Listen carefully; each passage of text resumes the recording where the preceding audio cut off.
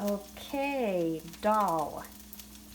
Daal, D-A-A-L, is what I've learned, something the equivalent to Pakistan and India. It's like the equivalent to American chili. It has some basics that are going to be the same across households, but everybody has their preferences. And also, it's quite flexible. So, here is how I've learned to make dal. White Americans making dal. Although, learned it completely from 3 people from different households who immigrated here from Pakistan. So, there's something. There's something. Okay, here we go. I have been really letting these onions cook, caramelize, to try to layer up some flavor because I had time. You want to start with diced onions.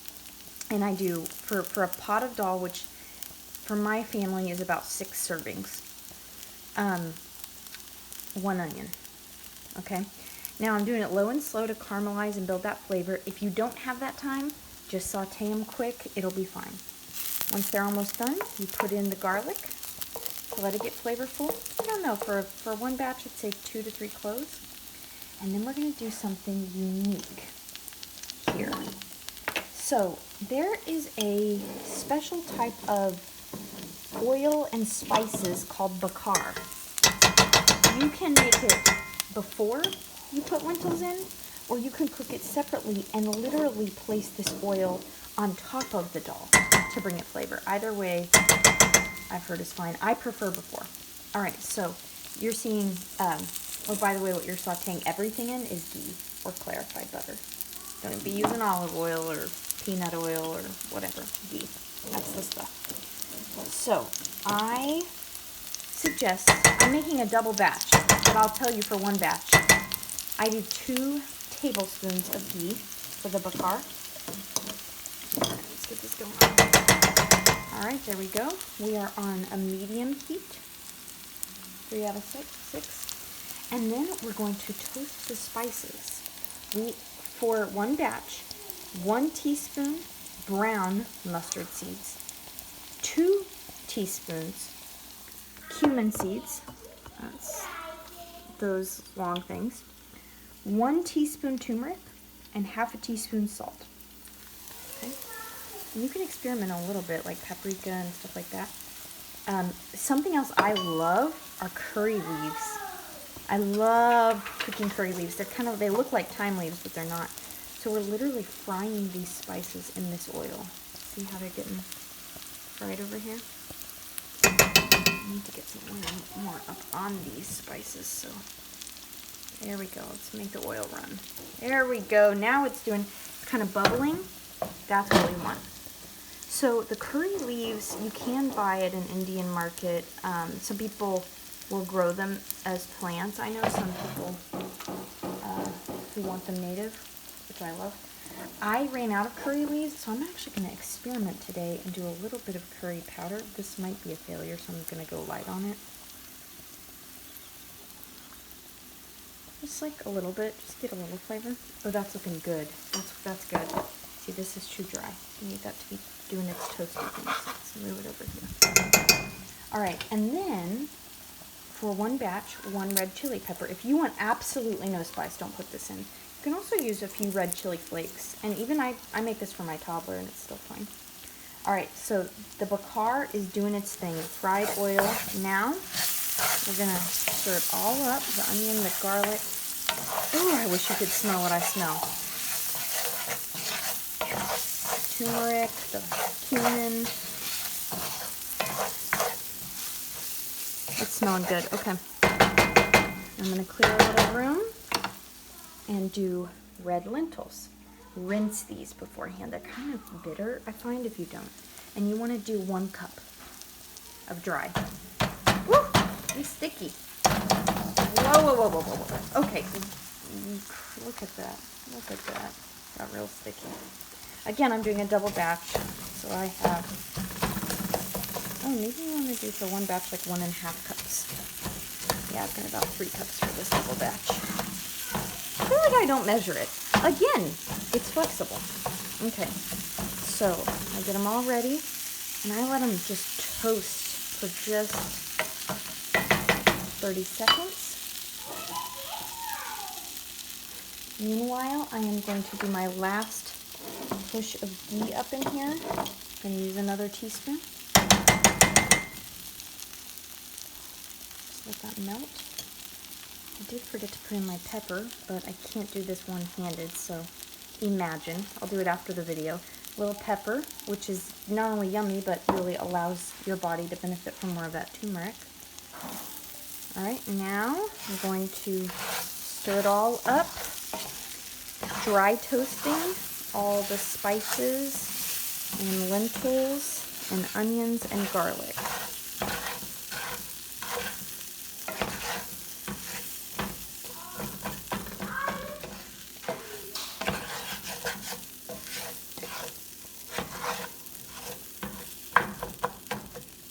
Okay. I'm going to give it just 10 more seconds, hoping that some of the other sides got dry toasted.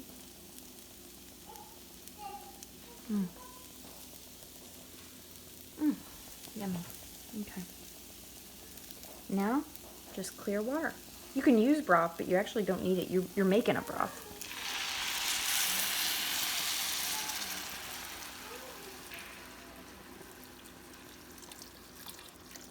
Well, that is not enough, and you know how I know? It's not covered. Let's go over here and basic tap. Basic tap, people. All right. All right. Here we go. Okay, I'm feeling better about that. Pan's getting pretty full, and you can see that I know it's all going to be covered. That's good, because this is going to cook down big time, and I like mine still brothy, you know, like a really, really thick stew, personally, but still with some runniness going on. I don't want it to be a paste. I have accidentally made a paste. Oh gosh, whoopsie. Don't be me. The first time I did this on my own, I made a paste. Do not be me. All right, so we're stirred everything. It's making its own broth. Look at all that fat on the top. The ghee is giving you goodness. Okay, now add-ins. Okay, for dal, you can, it's just like chili, American chili. It's flexible. Are you a veggie queen? Are you a bean queen? Do you want jalapenos? It totally is up to you. So I've had dals that, again, people from different households and styles have made me, that some have paneer in them. Some have like a type of daikon radish or turnip in them. Some have both. I have cooked, I'll use like little leftover greens. Like if I have a couple of handfuls of radish greens, I throw them in. I've had a leftover Swiss chard leaves. I chop them up thin and I throw them in. It just gets soupy and nice in there. It adds a little extra nutrients. One thing I've really come to love in there is chopped tomatoes. 1 tomato per batch. So, again, I'm making 2 batches here because I'm making for a friend. So I'm going to put that in there, let that cook. It's going to add some nice, interesting color. In addition to lycopene, and we got the ghee in there, which works with the lycopene. You got your cancer fighting going on. I eat for taste, I eat for health. You know what I'm saying? You don't? Okay. So this is going to cook like this, basically until I feel like it's done, until the lentils are cooked. It's definitely going to absorb some water. And if you find that it's getting more paste-like, just add more water and stir it all up. And find a consistency that works for you. Again, it's very flexible. Taste it in about, I'm going to let it go 20 minutes. And I might even turn the heat down once it gets boiling, a little simmer. After that, I'll turn the heat down. Then you can taste it and see, does it need more salt? Does it need more pepper? If it's underspiced, you should try to make another bakar with that ghee and the spices in a separate pan, and then toast them all up and then add them to this. Now, final thing, my final treats that I like to have, this is totally not traditional in any way, but it's just something my family likes to have. Ooh, I overdid it this time, but I just love plain old steamed broccoli with this. You know, and if you're a busy working parent or person, just have some frozen broccoli in a bag. It's already cooked. Microwave it in a bowl for 2 minutes. But I steamed this, and I don't know why, but Jack and I both always crave an orange after we have dal, so we end up adding it with our meal. So we have the steamed broccoli, the dal, and of course you can do naan, or you can also have this over rice. I don't eat it with rice. I eat it like a soup. And then you got your orange for dessert. However you enjoy it, play with it, have fun, and let me know what happens.